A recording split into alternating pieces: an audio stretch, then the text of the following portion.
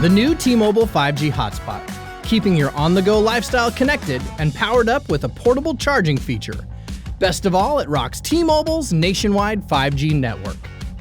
Hey there, it's Des with T-Mobile, and today we're going to unbox T-Mobile's first 5G branded hotspot and show you how it connects your Wi-Fi enabled devices. Let's get into it.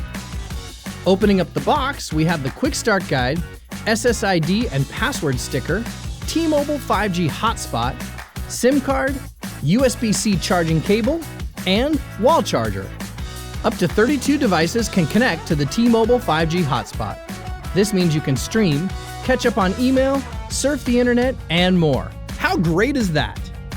Built with the 6,460 mAh battery and a USB Type-C charging port, this hotspot was designed to keep up with you. The T-Mobile hotspot also has a power bank feature that allows you to charge another device with a USB cable connection. Now let's get this hotspot connected. First, you insert your active SIM card.